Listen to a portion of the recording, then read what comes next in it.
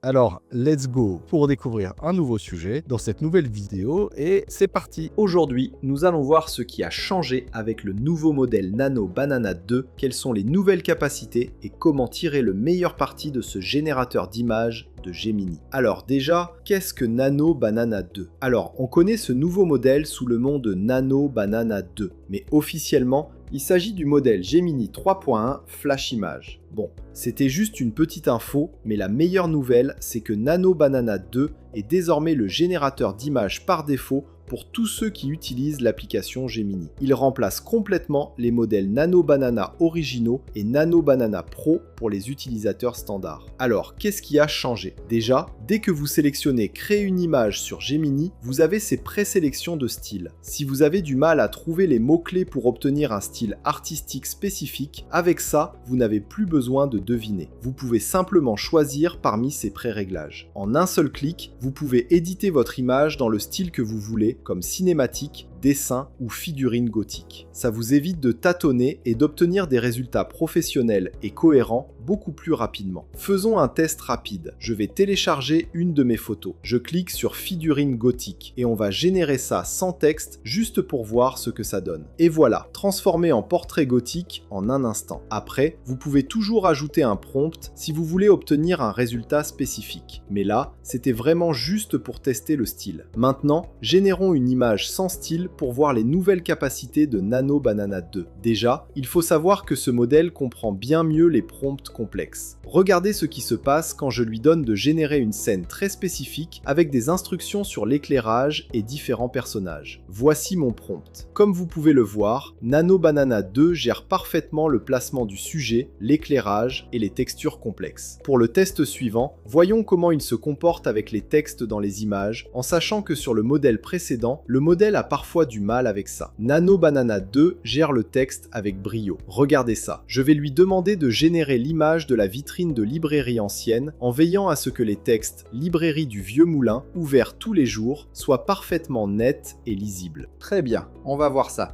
Vous voyez, tout est écrit exactement comme je le voulais.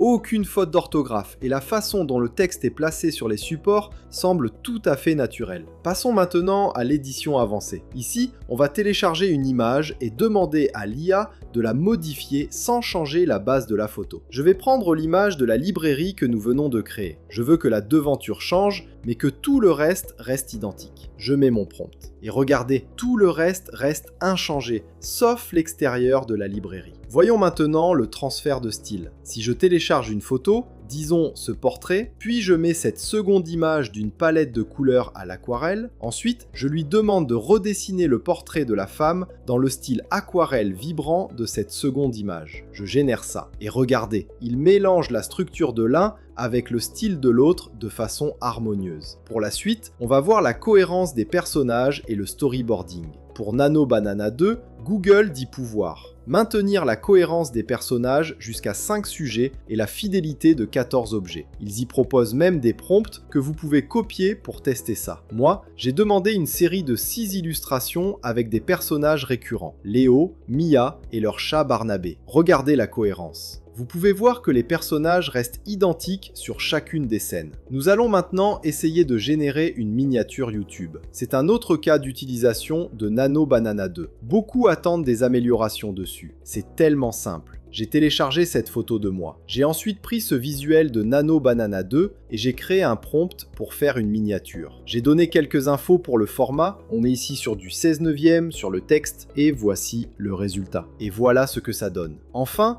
voyons comment il se comporte en infographie. Je vais lui demander de générer une infographie sur la cybersécurité en utilisant la métaphore de la construction d'un château médiéval pour les illustrations, avec une palette de couleurs blanc et orange. Je ne sais pas vous, mais je trouve que le modèle ici est assez performant. Toutes les données sont bien mentionnées, avec des jeux de couleurs sur les chiffres et les infos clés. On n'a pas de faute dans le texte et le visuel est harmonieux. Bref, c'est conforme à la demande. Globalement, Nano Banana 2 comprend mieux les prompts, même les plus complexes, et gère beaucoup mieux les textes. Et encore là, Ce ne sont que des exemples assez simples. Donc, à vous de jouer. Explorez toutes les possibilités de Nano Banana 2 et dites-moi dans les commentaires ce que vous en pensez. Sinon, si vous cherchez d'autres générateurs d'images, je vous recommande également ArtSpace. C'est un outil très complet que vous pouvez également intégrer à votre flux de travail. Je vous mets le lien en bas dans la description si vous voulez tester. N'oubliez pas de liker et de vous abonner à la chaîne. Pensez aussi à visiter nos sites lebigdata.fr et intelligence-artificielle.com pour plus d'outils IA. Merci d'avoir suivi la vidéo, c'était top, rien à dire, vous êtes super, à bientôt.